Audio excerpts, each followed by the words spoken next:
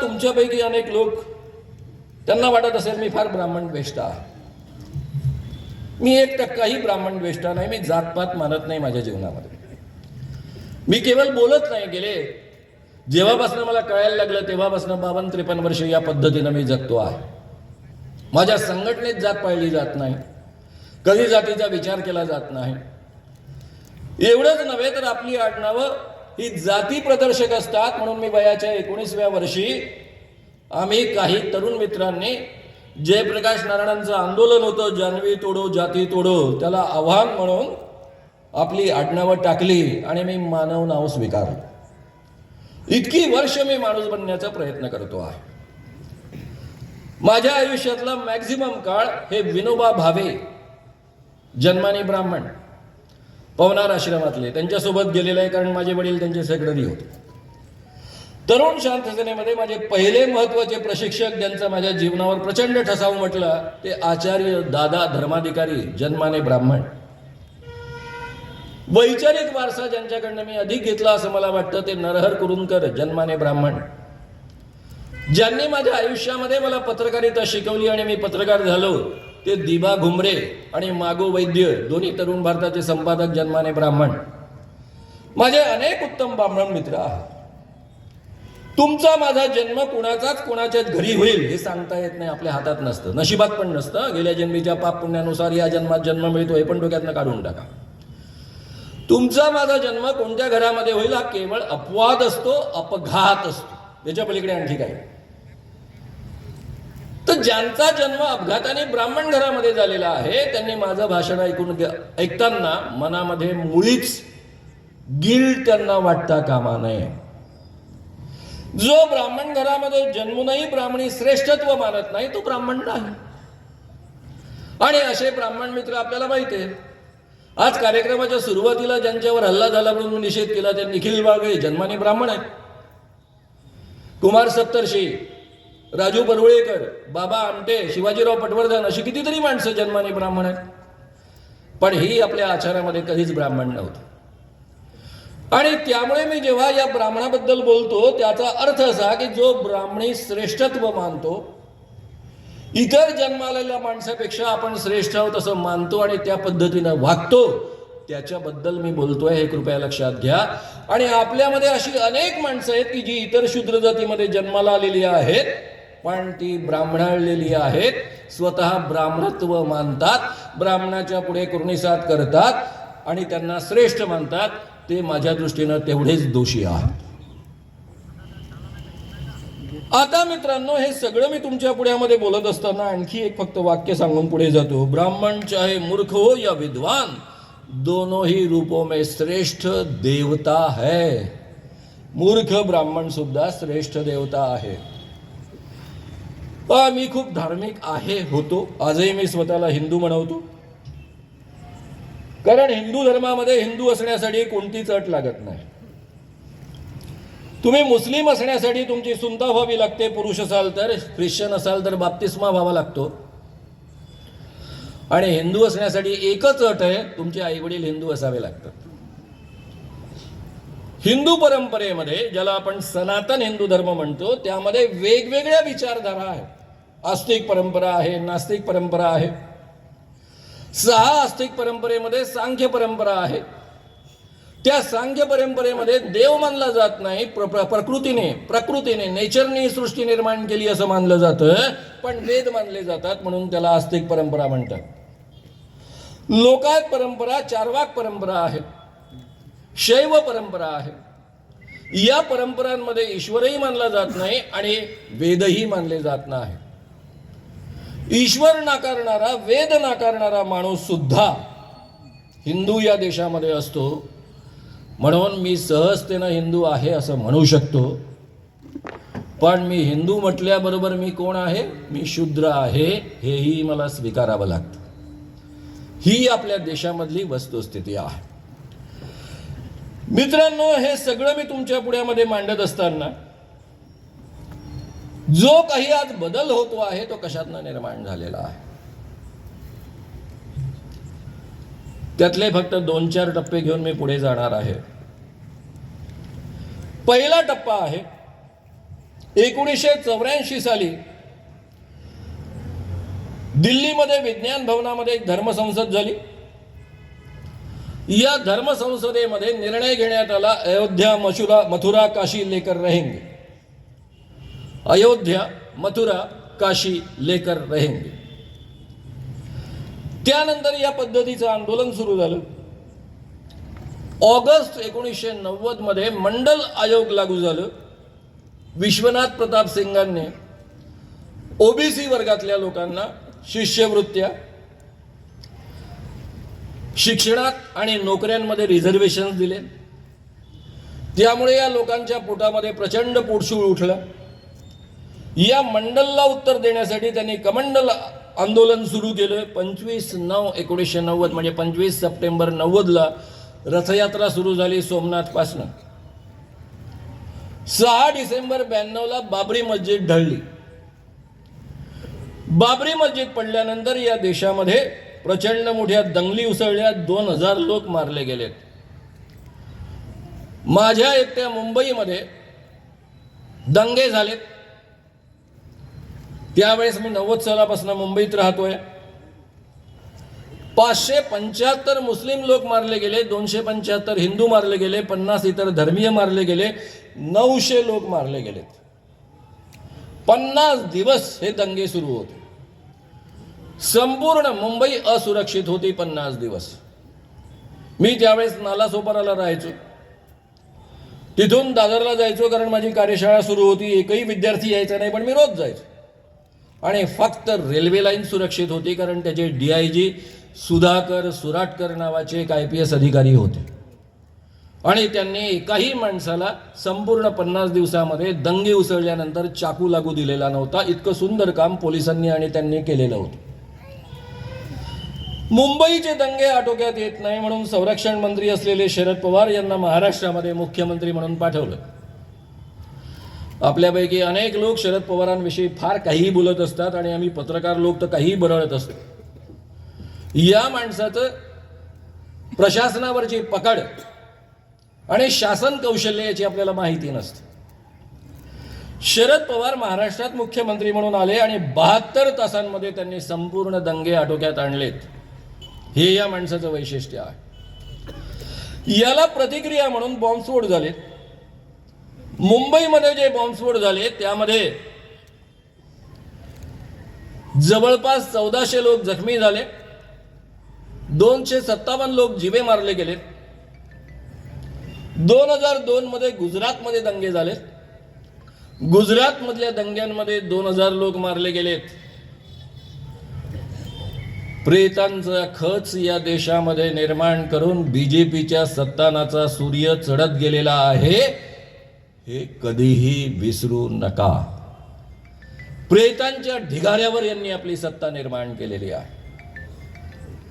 त्यामुळे या लोकांना, काही पत्रकारांना, वकिलांना, सामाजिक क्षेत्रामध्ये काम करणाऱ्या विश्वंभर चौधरी सारख्यांना रस्त्यामध्ये मारून टाकणं कधीही चुकीचं वाटत नाही. माणसं मारूनच ही माणसं सत्तेवर आलेली. आतापर्यंत आपल्यापैकी अनेकांनी हे माफ केलं. यांच्या अनेक धर्मसंसदा भरतात. हरिद्वारला भरली, रायपूरला भरली, अलीगडला भरली. त्यांच्यामधला साधू स्वामी प्रबोधानंद म्हणतो, हमारा हिंदू राष्ट्र बनेगा तो ना नेता रहेगा ना IAS IPS अधिकारी रहेंगे. ऐका, IPS अधिकारी इथे असतील तर अशा पद्धतीचं हिंदू राष्ट्र हे आणू इच्छितात. कारण यांना असल्या नोकरांची गरजच नाही ना, जे बुद्धीच्या भरोश्यावर येतात. त्यात अनेक शूद्र पण असू शकतात. आमचे असतील की लोक. या देशामध्ये नेत्यांची गरज नाही कारण हिंदू राष्ट्र असेल. पुढे ते म्हणतात, हिंदू रहेगा तो गाय, मठ, साधू, संत रहेंगे. म्हणजे या देशामधल्या तुमच्या माझ्यासारख्या 80% शूद्रांचं काम काय आहे? साधूला जिवंत ठेवणं, त्यांचे मठ जिवंत ठेवणं आणि गायी जिवंत ठेवणं. हे आपल्या आयुष्याचं प्रयोजन आहे. तसंही मनुस्मृतीमध्ये सांगितलेलं आहे की ब्राह्मणों की सेवा करना यही शूद्रों का कर्तव्य है. अगर वे करेंगे तो ही ये आगे चलकर उनको मोक्ष प्राप्त होगा। तर मित्रांनो, यातला एक कालीचरण नावाचा महाराज आहे, तो म्हणतो गोडसेने अच्छा किया, हरामी महात्मा गांधी को मार डाला, उसने देश को बर्बाद किया।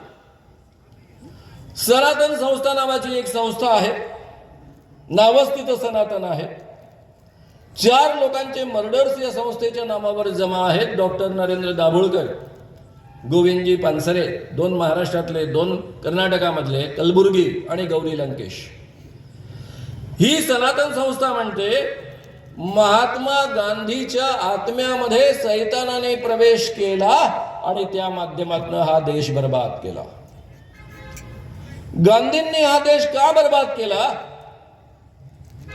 कारण या देशातली चातुर्वर्ण व्यवस्था मोडीत काढणारी मूल्य त्यांनी 1920 सालापासून या देशामध्ये रोवायला प्रयत्न केला आणि ब्राह्मणी वर्चस्वाला शह दिला आणि म्हणून त्यांचा गांधी नंबर 1चा शत्रू आहे आणि त्यांना त्यांचा मर्डर करावा लागतो।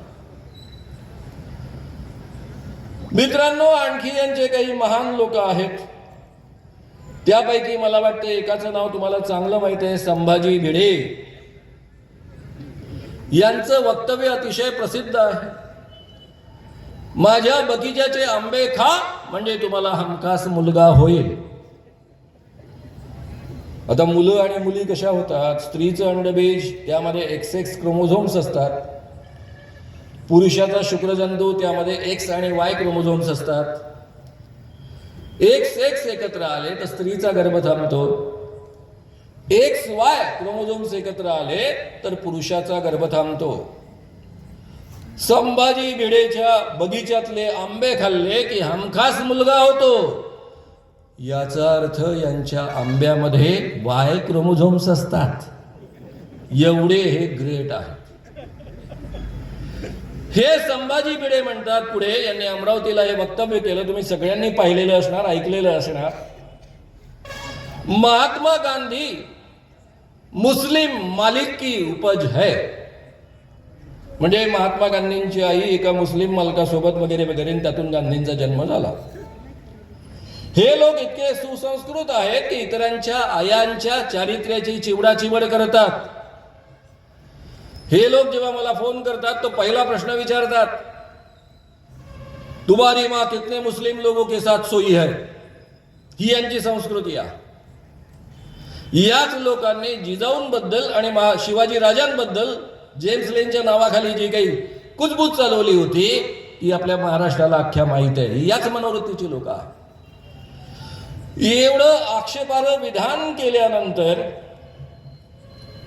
आमचे अत्यंत शांतता प्रिय,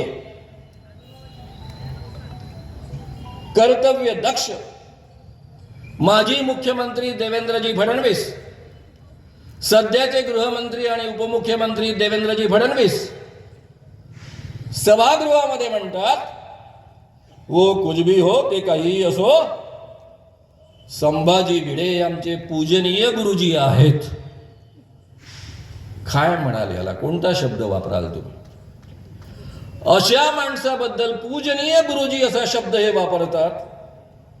आणि निखिल वागळेंनी मोदींबद्दल आक्षेप घेतला, त्यावर उत्तर देताना हे म्हणतात की निखिल वागळेंनी मोदीबद्दल आक्षेप घेता कामा नये, गांधींबद्दल इतकं घाणेरडं बोलल्यानंतर तुम्ही त्यांचं समर्थन करता, पूजनीय गुरुजी म्हणतात।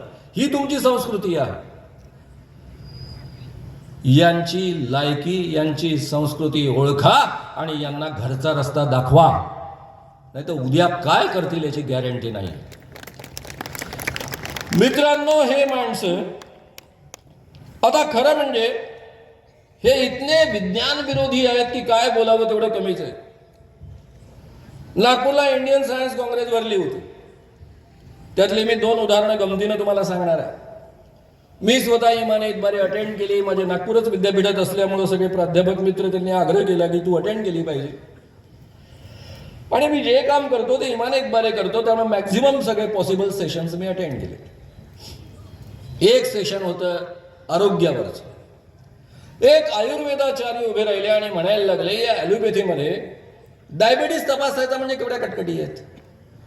पहिले शुगर म्हणजे पहिले रक्त तपासायचं, त्यात शुगरचं पर्सेंटेज अधिक असलं लक्षात आलं की दुसऱ्या दिवशी उपाशीपोटी शुगर म्हणजे रक्त तपासायचं, मग जेवण झाल्यावर रक्त तपासायचं. 3दा रक्त तपासल्यावर डायबिटीस आहे की नाही कळतं. आमचं आयुर्वेद केवढं ग्रेट आहे, परंपरेनं चालत आलेलं आहे, किती सोपं आहे. माणूसानं लघवी केली आणि त्याला मुंगळे शिवले की डायबिटीस आहे.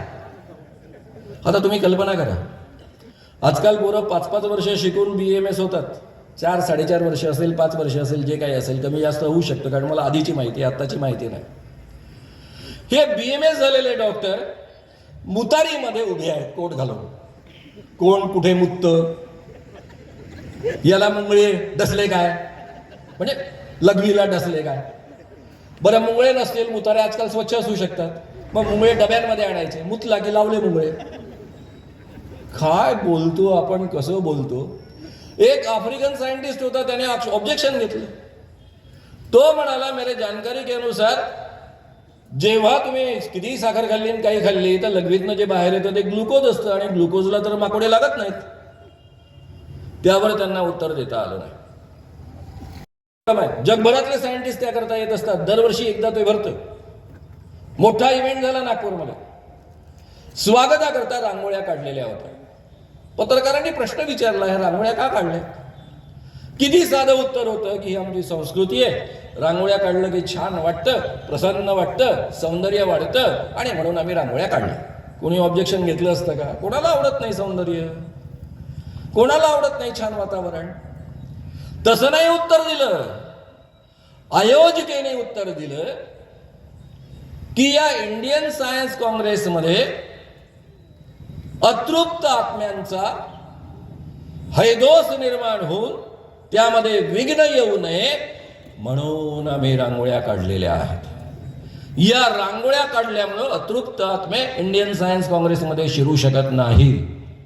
आणि हे लोक काय आपल्याला शिकवणार आहेत, कशा पद्धतीनं काय करणार आहेत, त्याची तुम्हाला नीट कल्पना आहे.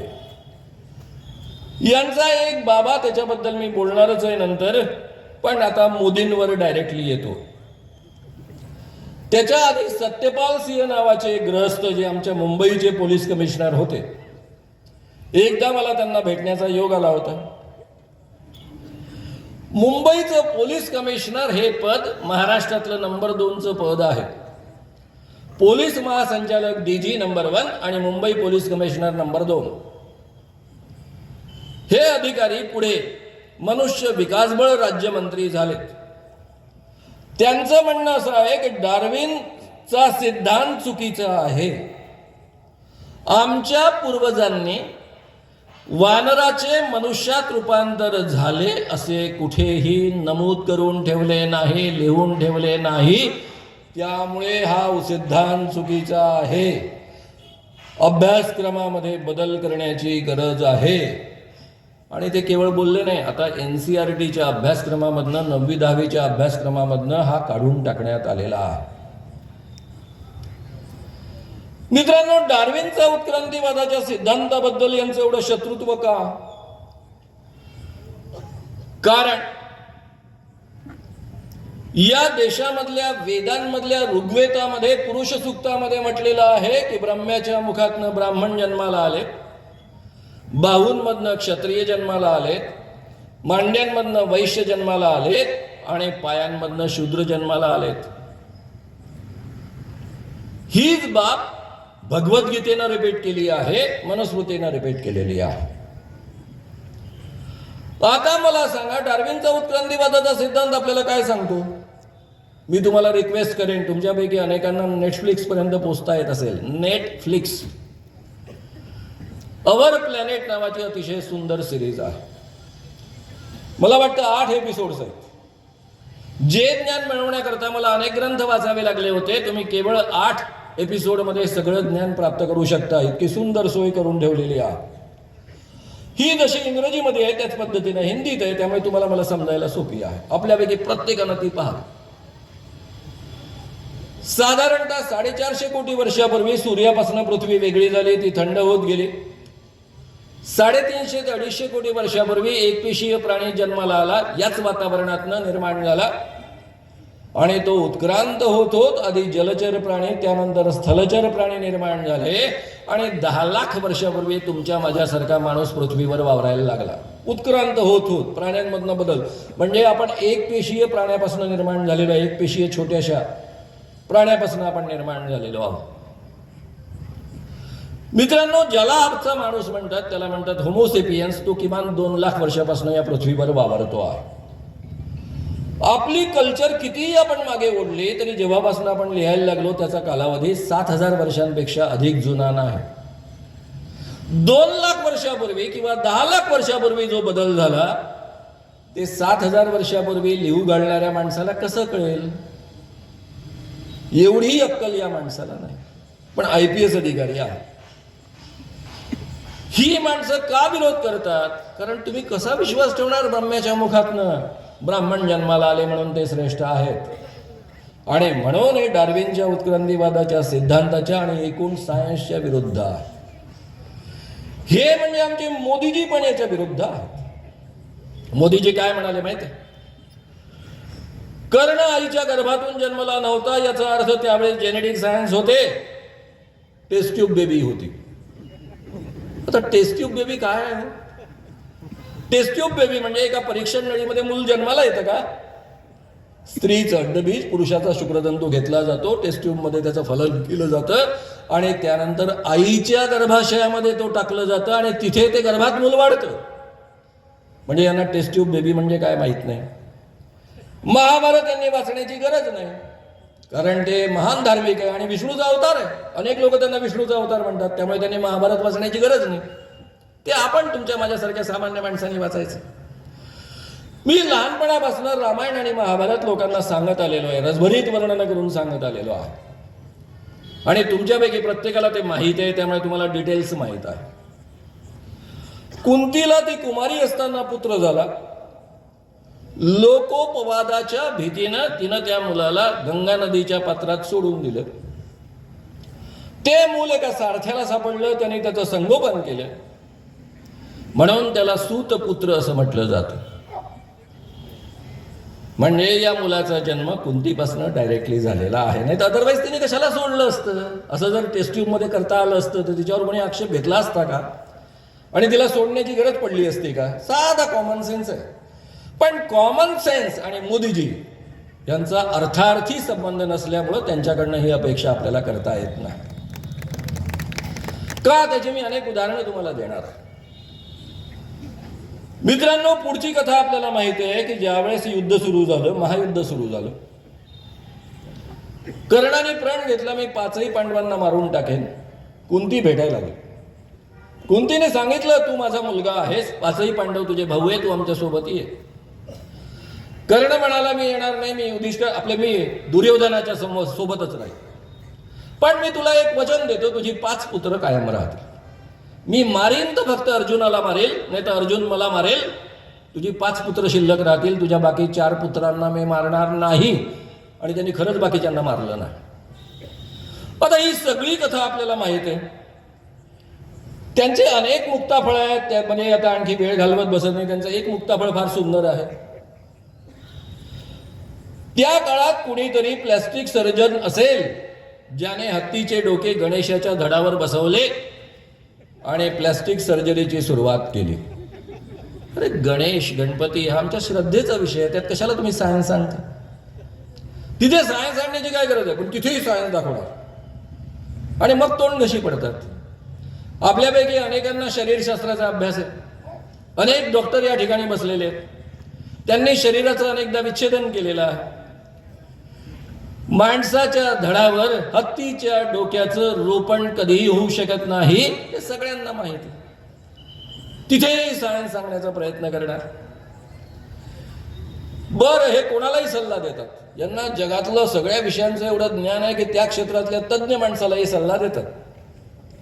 जेव्हा पुलवामाचा प्रकार घडला, अनेक सैनिक मारले गेले, मग पाकिस्तानमध्ये अटॅक केला एअर स्ट्राईक, त्यावेळेस स्वतः मोदींनी सांगितलं, मैंने एयरफोर्स अधिकारियों को बोला कि अभी बहुत घना कोहरा है, बहुत घने बादल है, वो पाकिस्तान के रडार को दिखेगा नहीं, अभी अपने एरोप्लेन आ रहे हैं, अभी अटॅक करू, यही समय अटॅक करने का. तुम्ही कधी मधी विमानाने प्रवास करता, मी पण कधी मधी करतो. इकॉनॉमी क्लासमध्ये 20-25 दिवस आधी तिकीट काढून स्वस्त मिळावं म्हणून. तरी आपल्याला माहित आहे की कितीही ढग असले तरी विमान बरोबर पोहोचतं, कारण रडारमध्ये सगळं दिसत असतं. पण या महोदयांकडे एक 4,500 कोटीचं विमान आहे, दुसरं 9,000 कोटीचं विमान आहे. एवढ्या महागड्या विमानांमध्ये हिंडतात, पण यांना हे ज्ञान नाही.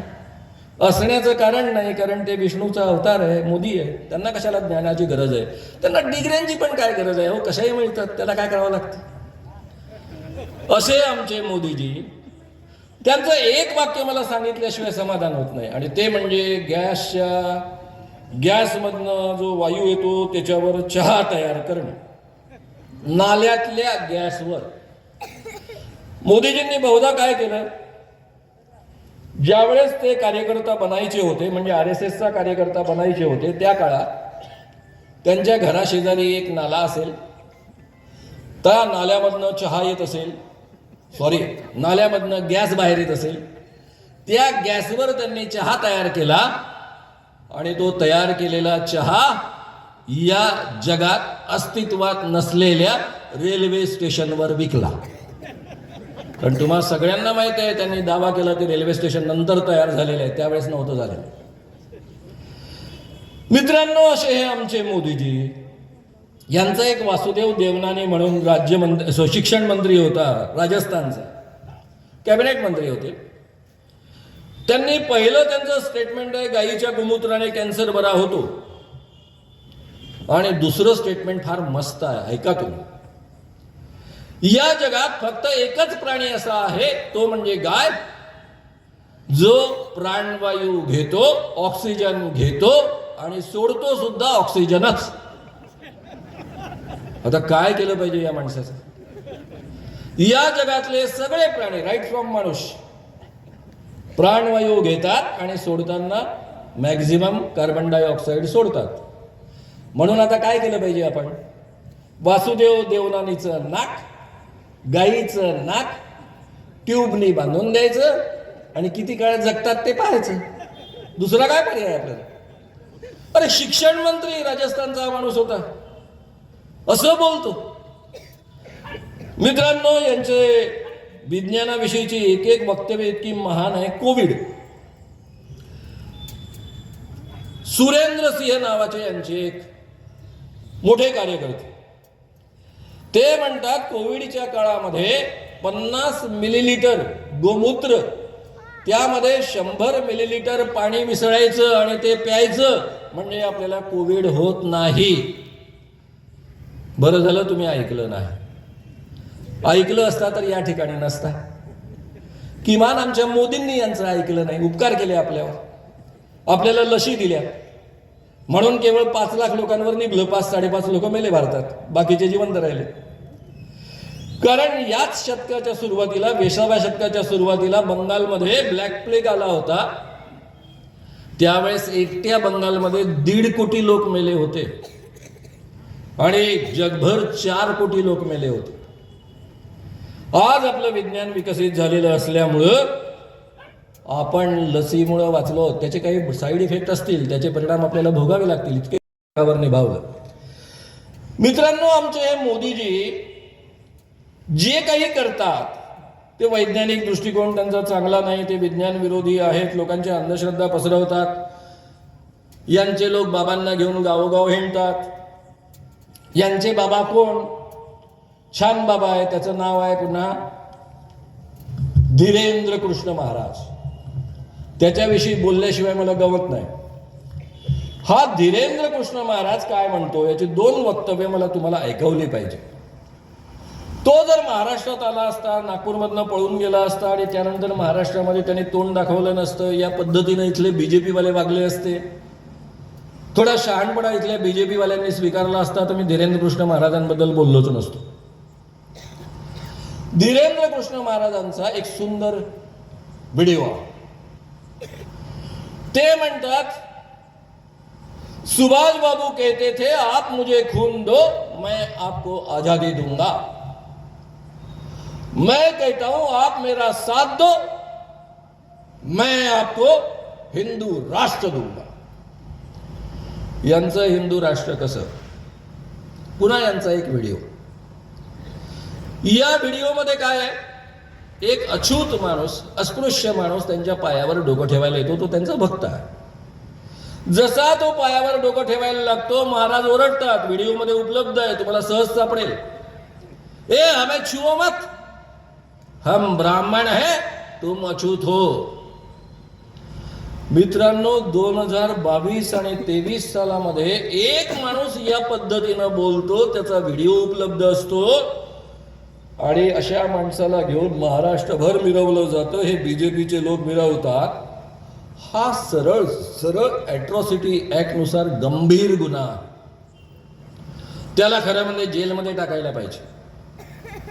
यांचं हे हिंदू राष्ट्र आहे, हे कृपया समजून घ्या. वारंवार आपल्यापैकी अनेक लोक का बोलतायत? हे मनुस्मृती आणू इच्छितात, कारण हे हेच आणू इच्छितात. तुमच्या माझ्या अंधश्रद्धा वाढवून. बरं, हे कशा करता सगळं करायचंय? त्यांचं पुढचं एक वाक्य आहे, पुन्हा व्हिडिओवर उपलब्ध आहे, तुम्हाला सहज सापडेल. अमीर आदमी हो तो हमें सब दे सकते हो, हम सब पचा लेंगे. हम जात से ब्राह्मण है, ब्राह्मण का धर्म है दान लेना दान देना, यज्ञ करना यज्ञ कराना, वेद पढ़ना वेद पढ़ाना. तुम अपना मकान फ्लैट बंगला घोड़ा गाड़ी, अमीर आदमी हो तो हमको सब दे सकते हो, हम सब पचा लेंगे. मित्रांनो, हा माणूस या पद्धतीनं जाहीररित्या का बोलतो? कारण मनुस्मृतीमध्ये राजांना आदेश आहे. राजा बड़ी बड़ी दक्षिणाओं वाले अनेक यज्ञ करे और धर्म के लिए ब्राह्मणों को, पहा पुढचं वाक्य फार महत्वाचं आहे, स्त्री, गृह, शय्या, वाहन आदि भोग साधक पदार्थ तथा धन दे. मनुस्मृतीचाच आदेश आहे की स्त्री पंड्या भोगण्यासाठी ब्राह्मणांना, जरी त्यांना 4 बायका आधी असेल तरी. इतके भयानक आदेश या देशामध्ये 2000 वर्ष राज्य करत होते आणि यांना हे राज्य परत पाहिजे आहे, म्हणून हे हिंदू राष्ट्राची डिमांड करतात. आणि आमच्या मोदींनी ऑलरेडी स्वतःला तसं डिक्लेअर केलेलं आहे. काय डिक्लेअर केलेलं आहे मोदींनी? तुम्ही पाहिला असेल प्रसंग. कोणता प्रसंग? संसदेचं उद्घाटन. संसदेचं उद्घाटन करताना त्या ठिकाणी चोल वंश राज्यामध्ये जेव्हा चक्रवर्ती सम्राट स्वतः सिंहासनावर बसत असे, त्यावेळेस त्याला सेंगोल देऊन चक्रवर्ती सम्राट म्हणून घोषित करण्यात येत असे. पंडित जवाहरलाल नेहरूंना या त्या काळातल्या मद्रासमधल्या ब्राह्मणांनी तो दिला. पंडित जवाहरलाल नेहरूंना माहित होतं की मी या देशाचा सेवक आहे, लोकशाहीमधला पंतप्रधान आहे, मी काही राजा नाही आहे. त्यांनी तो घेतला, गुपचूप कोपऱ्यामध्ये ठेवून दिला आणि तो कशात होता? वस्तू संग्रहालयामध्ये होता. आमच्या मोदींनी तो तिथून काढला आणि ब्राह्मणी मंत्रोच्चारांमध्ये स्वतःला अर्पण करून घेतला. म्हणजे त्यांनी जाहीररित्या हिंदू राज्यामधलं स्वतःला चक्रवर्ती सम्राट म्हणून घोषित केलेलं आहे. आता मित्रांनो, हे सगळं झालेलं आहे, पण आपल्या मोदींनी हे सगळं करत असताना समजा आपल्या देशाचं भलं केलं असतं तर माझ्यासारख्या माणसांनी म्हटलं असतं ठीक आहे, काही माणसांचे विचार वेगळे असतात, काही माणसांचे बळी गेले इथपर्यंत ठीक आहे. या देशामध्ये सांप्रदायिक वातावरण निर्माण केलं, त्यामुळे मुस्लिमांना या देशामध्ये जगणं फार कठीण झालेलं आहे. मी विचार करतो की माझा जन्म जर चुकून एखाद्या मुस्लिम कुटुंबामध्ये झाला असता, अरे या देशामधल्या मुस्लिमांना, ख्रिश्चनांना, शिखांना, इतर धर्मीयांना या देशातल्या राज्यकर्त्यांनी, ते मग महात्मा गांधी असतील, पंडित जवाहरलाल नेहरू असतील, सरदार वल्लभभाई पटेल असतील, या देशातल्या घटनाकारांनी, डॉक्टर बाबासाहेब आंबेडकर असतील, या सगळ्यांनी अभिवचन दिलं होतं की तुम्हाला या देशामध्ये समान नागरिक हक्क मिळतील, सुरक्षित वातावरण मिळेल. हे महोदय आल्यापासून प्रचंड अस्वस्थता निर्माण केली, सांप्रदायिक वातावरण निर्माण केलं, रात्रंदिवस टीव्हीवरनं हिंदू मुस्लिम चालतं. मी विचार करतो, जर मी मुस्लिम धर्मामध्ये जन्माला आलो असतो चुकून, तर आज मला हा देश माझा वाटला असता का? हा माझा देश आहे, माझ्या देशाकरता मी काही केलं पाहिजे असं मला वाटलं असतं का? कशा पद्धतीचं वातावरण आपण निर्माण करतो? बरं, या देशामध्ये 18% मुस्लिम आहेत, म्हणजे जवळपास 18 कोटीपेक्षा अधिक मुस्लिम आहेत, किंवा किमान टक्के कमी असेल. 18 कोटी मुसलमान किमान तर आहेच, नाही ते अतिरेकी असतात. अरे 10 अतिरेकी आले तर बॉम्बेची काय अवस्था झाली. कल्पना करा, यातला 1% लोक जर अतिरेकी असते, म्हणजे 18 लाख लोक अतिरेकी असते, तर तुम्हाला मला शांततेनं या देशामध्ये जगता तरी आलं असतं काय? काय आरोप लादतो आहोत आपण? आणि ज्या देशामध्ये 18 कोटी लोक आपला जीव मुठीत धरून जगत असतील, तो देश कसा प्रगती करू शकेल, कसा शांत राहू शकेल? शांत मनानं विचार करा. कारण आपल्यापैकी अनेक लोग पेट्रोलच्या 100 रुपये हुआ, अरे 100 रुपये क्या हुआ, 500 रुपये हुआ तो भी चलेगा, मोदी हमको प्रधानमंत्री चाहिए, उन्होंने उनको सबक सिखाया. काय सबक शिकवला हो? चायना पुढे शरणागती पत्करली. अरे ज्या बाईनं खरा सबक शिकवला तिचं नाव इंदिरा गांधी आहे. पाकिस्तानचे 2 तुकडे करून टाकले. जगाच्या इतिहासामध्ये पहिल्यांदा पाकिस्तानामधलं 90,000 सैनिकांनी भारतीय सैनिकापुढे शरणागती पत्करली. जगाच्या इतिहासात आजपर्यंत 90,000 सैनिकांनी शरणागती पत्करलेली नाही. एवढं मोठं कर्तृत्व केलेल्या बाई पुढे हा माणूस म्हणतो, पाकिस्तान के लोगों को हमने सबक सिखाया. काय केलं? पुचुकपणे एअर स्ट्राईक करून आले. त्याचा रिझल्ट काय झाला तेही माहित नाही अजून कोणाला. आणि इकडे चायना पुढे शेपटी दाबून बसलेले आहेत. चायनाने जमीन बळकावली, काही बोलायला तयार नाही. आपण बोलत असताना 10 विचार केला पाहिजे. या माणसांनी शेतकऱ्यांचं काय करून टाकलं? मी शेतकऱ्याचा मुलगा आहे. कृषी अर्थशास्त्र हा माझ्या अभ्यासाचा विषय आहे. मित्रांनो, या देशामध्ये जे 3 कायदे आणलेले होते ते जर अंमलात आले असते, तर सगळे शेतकरी पुढच्या 10 वर्षामध्ये नोकर झाले असते, मजूर झाले असते, आणि सगळ्या शेतजमिनी ह्या कॉर्पोरेटच्या मालकीच्या झाल्या असतात. या पद्धतीचे ते कायदे होते. माझं यूट्यूब चॅनल आहे, श्याम मानव चॅनल, त्यामध्ये एक सिरीजच मी केलेली आहे. तुम्हाला सहजतेनं ती वाचता येईल, ऐकता येईल. या देशामध्ये पहिलं जगामध्ये झालं नाही एवढं मोठं आंदोलन झालं. 1 लाखांपेक्षा अधिक लोक दिल्लीच्या परिसरामध्ये बसले, 13 महिने बसले. सत्यपाल मलिक, त्यांच्याच पक्षाचे राज्यपाल, त्यांना भेटायला गेले मोदींना. म्हणायला लागले, ये लोग वहां से बैठे हैं, इतने दिनों से बैठे हैं, ठंडी में बैठे हैं, 600-700 लोग मर गए हैं, कृपया उनकी तरफ ध्यान दो. त्यावर मोदी जी म्हणाले, वो लोग 600-700 मरे, वो क्या मेरे लिए मरे हैं क्या? काय संवेदनशील माणूस आहे. माणसाविषयी 1% प्रेम या माणसाच्या मनात नाही. आतमध्ये हृदय नावाची गोष्ट आहे की नाही, फिजिकली असेल पण मानसिक आहे की नाही याबद्दल डाऊट वाटावा अशी परिस्थिती आहे. मित्रांनो, यांनी अत्यंत परिश्रमानं तयार केलेले, अनेक लढायांमधनं तयार झालेले सगळे लेबर कायदे, कामगार कायदे आयदर डिफर्म केले किंवा रद्द केले. आज कोणतेही कामगारांना अधिकार उरलेले नाहीत. सरकारी नोकऱ्यांनी या देशामध्ये काय वातावरण निर्माण केलं तुमच्या माझ्यापैकी प्रत्येकानं अनुभवलेलं आहे. 60-70-80 वर्षापूर्वी उंबरठ्याच्या आत प्रवेश नव्हता. गाव कुसाबाहेर ज्यांना राहावं लागत होतं, त्यापैकी अनेक माणसं डॉक्टर बाबासाहेबांच्या प्रेरणेनं आणि या देशामध्ये रिझर्वेशन, शिक्षणामध्ये शिष्यवृत्ती आणि नोकऱ्यांमध्ये रिझर्वेशन्स उपलब्ध झाल्यामुळं शिकली, मोठमोठी अधिकारी बनली. ही माणसं बदलली, माणूस म्हणून स्वाभिमानानं जगू लागली. हे चित्र तुम्हाला आसपास पाहायला मिळतं, ब्रह्मपुरीत पाहायला मिळतं, सगळीकडे पाहायला मिळतं. आणि हे सगळं सामर्थ्य जे आहे ते राज्यघटनेनं बहाल केलेल्या या रिझर्वेशन्सचं आहे. आज याने रिझर्वेशन्स गायब होतील या पद्धतीची यंत्रणा तयार केलेली आहे. रिझर्वेशन रद्द करायची गरजच नाही. सरकारी नोकऱ्याच नाही. महाराष्ट्र शासनामध्ये 40% नोकऱ्यांची नेमणूक नाही. नव्या नेमणुकीच होत नाही. 1000 कारणं सांगितली जातात. कंत्राट बेसिनवर कामगार घेतले जातात. माझ्या सचिवांच्या दारावर एक माणूस उभा असतो. मी त्या पोराला एकदा विचारलं, तू काय करतो रे, काय तुझी डिग्री आहे? तो म्हणाला, मी PhD केलेला आहे. म्हणजे पोस्ट ग्रॅज्युएट केल्यावरच PhD मिळते.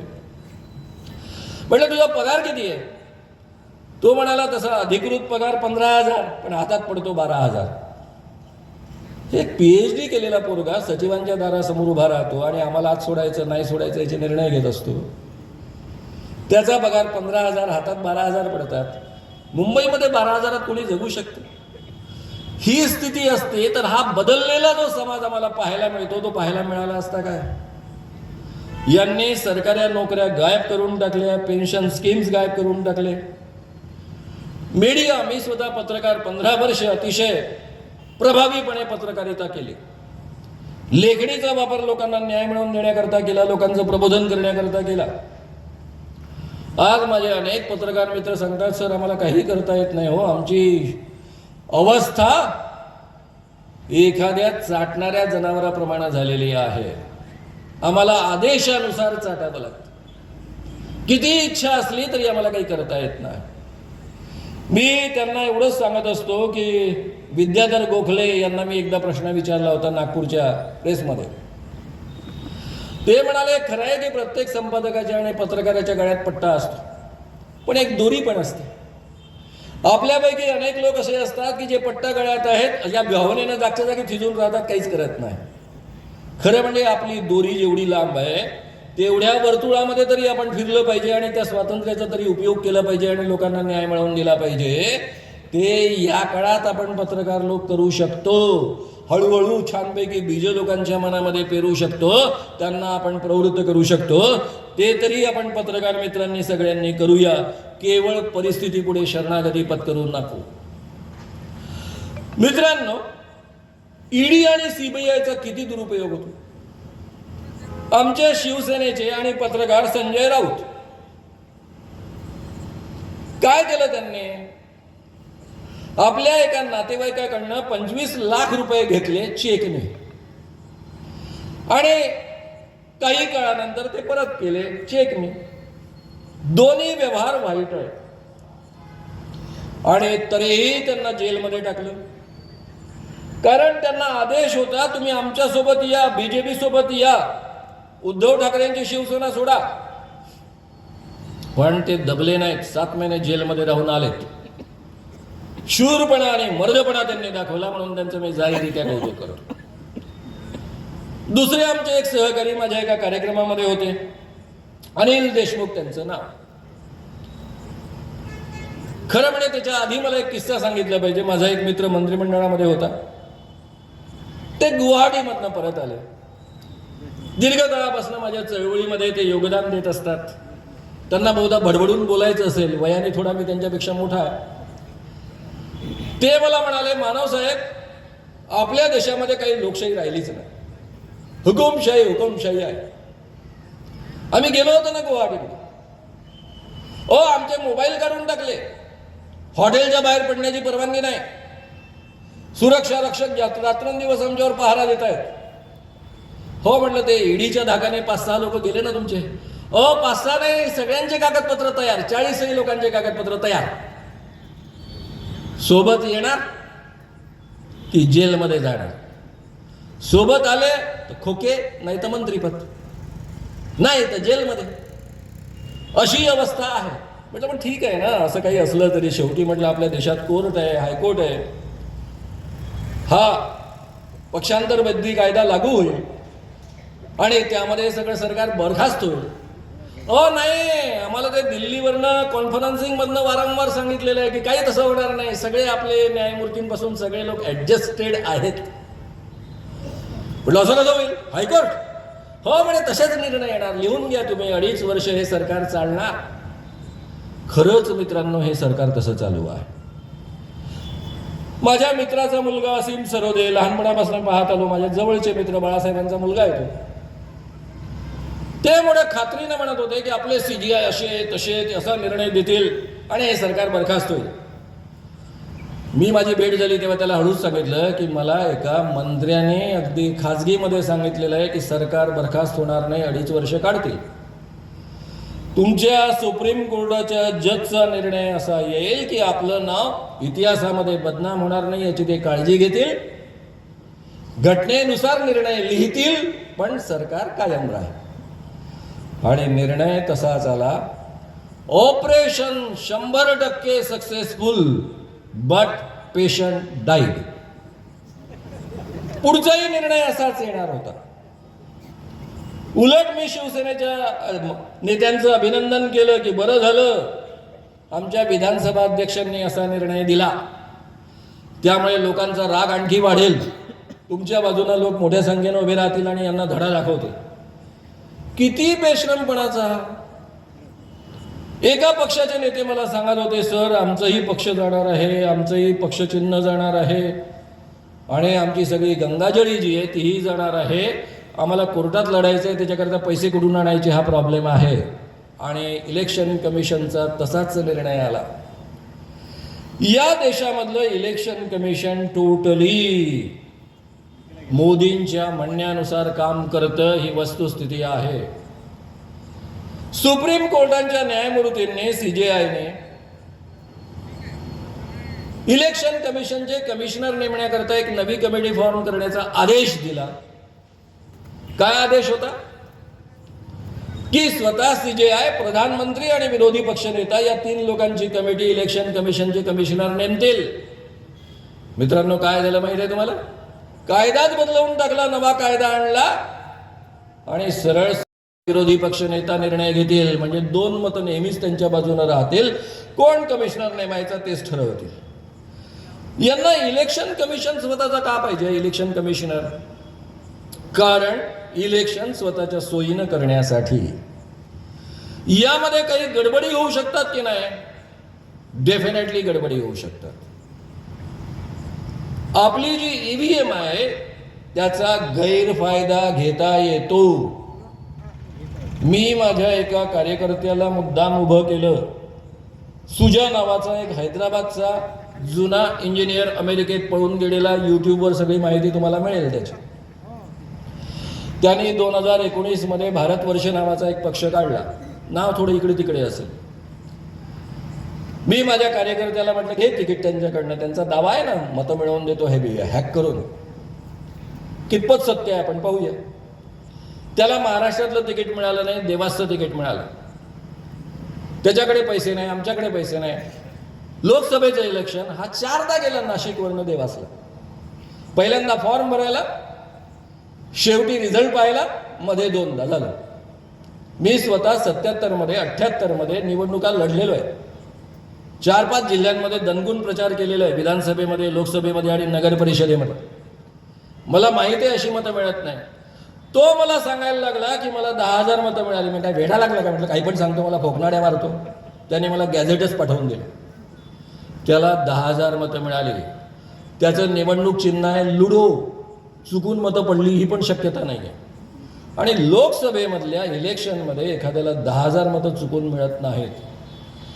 त्या सुजाचं म्हणणं एवढंच होतं की हैदराबादचे मशीन पाहिजे, मी सॉफ्टवेअर टाकलेले मशीन पाहिजे आणि त्याचा मला कोड नंबर पाहिजे, म्हणजे मी बरोबर ते हॅक करतो आणि मतांमध्ये गडबड निर्माण करतो.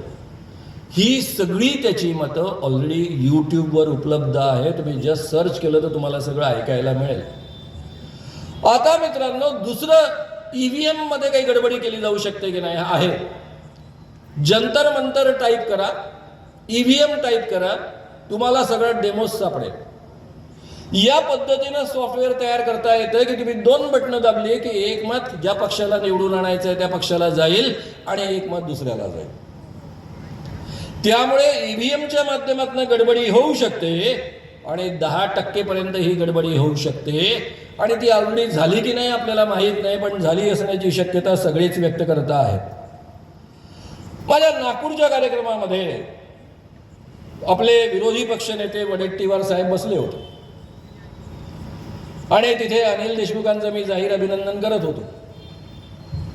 त्यावेळेस वडेट्टीवार साहेब बोलताना बोलले की उद्या काहीही झालं तरी मी नांगी टाकणार नाही, ताकदीनं लढेन. उद्या जेलमध्ये जाण्याची गरज पडली तर मी जेलमध्ये सुद्धा जाईन. मी त्यांचं त्याही वेळेस जाहीर अभिनंदन केलं होतं. आज पुन्हा ते अभिनंदन मी रिपीट करतो. तुम्ही विरोधी पक्षनेते आहात, कितीही तुमच्यावर आफत आली तरी कोणी असो इंडिया गठबंधनमधला, महाविकास आघाडीमधला, बिलकुल घाबरू नका. करून करून काय करतील हे लोक? जेलमध्ये पाठवतील. जेलमध्ये गेल्याने माणूस छोटा होत नाही, उलट मोठा होतो, अधिक मोठा नेता होतो. त्यामुळे घाबरण्याचं कारण नाही, दबण्याचं कारण नाही. ताकदीनं आपण सगळे मिळून लढूया. अनिल देशमुखांनी मला जो किस्सा पुढचा कळला त्यांच्याकडनं मला प्रचंड धक्का बसला. मला जी माहिती कळली ती फक्त तुमच्यापर्यंत पोहोचवतो, म्हणजे हे लोक काय पातळी काढतात. अनिल देशमुखांवर ईडीची कारवाई होण्याच्या आधी ते महाराष्ट्राचे गृहमंत्री होते. त्यांच्याकडे महाराष्ट्रातल्या एका मोठ्या बीजेपी नेत्याचा फोन आला. बीजेपी त्यावेळेस विरोधात होती पण केंद्रामध्ये सत्तेत होती. फोन कसा आला? एक माणूस आला, त्या माणसाने तो फोन त्यांच्याजवळ दिला आणि त्यांना सांगितलं की तुम्हाला जर जेलच्या बाहेर राहायचं असेल तर 4 ॲफिडेव्हिट्स मी पाठवले, त्यावर सही करा. पहिलं ॲफिडेव्हिट होतं की उद्धव ठाकरे, मुख्यमंत्री उद्धव ठाकरे त्यावेळेस होतेच ऑलरेडी, त्यांनी मला बोलावलं, म्हणजे गृहमंत्र्यांनी हे लिहून द्यायचं आहे, आणि मातोश्रीवर बोलावून सांगितलं की 300 कोटी रुपये दरवेळेस गोळा करून मला द्या. पहिलं ॲफिडेव्हिट. दुसरं ॲफिडेव्हिट, उद्धव ठाकरेंचा मुलगा आदित्य ठाकरे, तेही कॅबिनेट मंत्री, त्यांनी दिशा सॅलियन या मुलीवर बलात्कार केला. ॲफिडेव्हिट मध्ये पहा, दिशा सॅलियन या मुलीवर बलात्कार केला आणि तिला ढकलून देऊन तिचा खून केला. हे दुसरं ॲफिडेव्हिट. अनिल परब यांचे अनेक गैरव्यवहार, हे तिसरं ॲफिडेव्हिट. चौथं ॲफिडेव्हिट आमच्या अजितदादांचं. अजितदादांसोबत मी खूप काम केलेलं आहे. अजितदादा आणि पार्थ त्यांचा मुलगा हे एकत्र बसले असताना मला, म्हणजे अनिल देशमुखांना बोलावून घेतलं आणि त्यांनी आदेश दिला की गुटखेवाल्यांकडनं एवढे एवढे कोटी रुपये गोळा करा. असे 4 ॲफिडेव्हिट तुम्ही लिहून दिलेत तर तुम्ही बाहेर राहा. अनिल देशमुखांनी खूप विचार केला, नाही म्हणून निरोप पाठवला. पुन्हा माणूस आला, पुन्हा फोन दिला की अजितदादांबद्दल तुम्हाला बोलणं शक्य नसेल तर सोडून द्या. पक्षाचे, तुमच्या जवळचे रिलेशन आहेत, पण बाकी 3 ॲफिडेव्हिट द्या. या 3 ॲफिडेव्हिटवर जर महाराष्ट्राचे गृहमंत्री अनिल देशमुख यांनी सही केली असती तर महाराष्ट्राचे मुख्यमंत्री उद्धवजी ठाकरे, कॅबिनेट मंत्री आदित्य ठाकरे, कॅबिनेट मंत्री अनिल परब तिघही जेलमध्ये गेले असते. या निरपराध लोकांना आपण का जेलमध्ये पाठवायचं? म्हणून अनिल देशमुखांनी नकार दिला आणि परिणामतः 14 महिने त्यांनी जेल भोगली. 100 कोटीचा आरोप लावला. त्यामध्ये ज्यांनी आरोप लावला तोच ॲफिडेव्हिट लिहून देतो की कधीच मला अनिल देशमुखांनी पैसे गोळा करा असं सांगितलं नाही. मुंबईचे कमिशनर परमवीर सिंग, ते जे दुसरे इन्स्पेक्टर होते, त्यांनी ॲफिडेव्हिट लिहून दिलं की मला कधीच अनिल देशमुखांनी आदेश दिला नाही. काहीही पुरावा नसताना आतमध्ये ठेवणं 14 महिने, ही माणसं कोणती पातळी गाठतात हे जरा समजून घ्या आणि कशा पद्धतीची लढाई आपल्याला लढायची आहे ती पण आपण समजून घ्या. मित्रांनो, हे तर आपण आता बाकीच्या गोष्टींबद्दल बोललो. मोदींचे 3 निर्णय किती भयानक आहेत ते मला तुमच्या समोर मांडायचे आहे. आपल्यापैकी अनेक लोक अर्थशास्त्राचे विद्यार्थी असतील. महागाई वाढू नयेत म्हणून आपल्याला शिकवलं जातं डिझेलच्या किमती कमी ठेवायच्या, आंतरराष्ट्रीय बाजारात कितीही किमती वाढल्या तरी कमी ठेवायच्या. कारण डिझेलच्या किमती वाढल्या की ट्रॅक्टरचा खर्च वाढतो, ट्रकचा खर्च वाढतो, वाहतुकीचा खर्च वाढतो आणि महागाई चक्रवाढ पद्धतीनं वाढते. मोदीजी 2014 मध्ये सत्तेवर आले त्यावेळेस डिझेलची किंमत होती 71 रुपये. आंतरराष्ट्रीय बाजारामध्ये कच्च्या तेलाची किंमत होती $109. मोदीजी पंतप्रधान झाले आणि धडाधड किमती कोसळल्या आंतरराष्ट्रीय बाजारातल्या. मोदींनी छाती फुगवून सांगितलं, मैं नसीब वाला प्रधानमंत्री हूं, ऐसा नसीब चाहिए, नसीब वाले प्रधानमंत्री के कारण अंतरराष्ट्रीय क्षेत्र में तेल की कीमतें नीचे आ गई. आणि दुसरं नशीब आपण त्यांचं पाहिलं, वर्ल्ड कप सगळ्या मॅचेस जिंकले. मोदी ज्याला हजर राहिले ते नेमकी हारले. मग लोकांनी म्हटलं पनवती ट्रेंड. आता खरं म्हणजे पनवती बिनवती काय नसते, पण नशीबवाला प्रधानमंत्री म्हणणाऱ्या माणसांनी भोगलंच पाहिजे. मित्रांनो, या देशामध्ये 109 वरून $78 $40 पर्यंत किमती खाली आल्यात कच्च्या तेलाच्या. पण मोदींनी मात्र डिझेलच्या किमती वाढवत नेल्या 94 पर्यंत आणि या देशामध्ये संपूर्ण महागाईचा भडका उडाला. आता एक साधा बेसिक नियम अर्थशास्त्रामधला या माणसाला सांगणारा कोणी नाही की हे ऐकायला तयार नाही. त्यानंतर मित्रांनो, यांनी डिमॉनिटायझेशन केलं. 16 सप्टेंबर 2016ला 500 आणि 1000ची नोट बंद केली.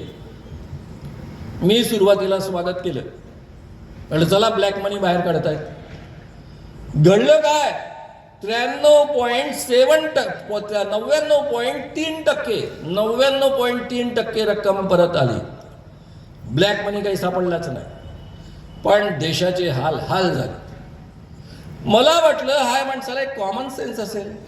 तर तुम्ही कल्पना करू शकता का, जो माणूस गुजरातमध्ये 10 वर्ष मुख्यमंत्री राहिलेला आहे, देशाचा प्रधानमंत्री आहे, त्यांच्याजवळ सिंपल कॉमन सेन्स नसेल अशी तुम्ही कल्पना करू शकता का? मी तरी करू शकत नव्हतो, कारण मी असा प्रधानमंत्री यापूर्वी कधीच पाहिलेला नव्हता. मला असं वाटलं की ज्या अर्थी 500च्या आणि 1000च्या नोटा बंद करतायत, या अर्थी यांनी भरपूर नोटा छापून ठेवल्या, सगळ्या बँकेमध्ये ते गेलेले आहेत. आपल्याला काय करायचंय? आपल्या नोटा न्यायच्या, बँकेत द्यायच्या आणि परत आणायच्या. आपलं तर सगळा वाईट म्हणजे काही प्रॉब्लेमच नाही. मित्रांनो, बँकेच्या नोटा छापलेल्याच नव्हत्या. ज्या छापलेल्या होत्या त्या RBIच्या ताब्यात होत्या. त्या पाठवायला सुरुवात झाली. बरं, ATMचं आकारमान बदललेलं नोटांचं, त्यामुळे ATM मधनं नोटा निघू शकत नाही. बँकेसमोर लांब रागा लागल्या. आमच्या मुंबईमध्ये केवळ 2000 रुपये बदलून मिळायचे. एक रांगेमध्ये माणूस लागला की संध्याकाळपर्यंत दुसरा नंबर लागायचा नाही. अख्खा दिवस जायचा आणि 2000 रुपये बदलून मिळायचे. माझं खेडं मिटनापूर नावाचं गाव, बाळूगाव जवळचं, त्या गावातनं जर बँकेमध्ये नोट बदलून घ्यायची असेल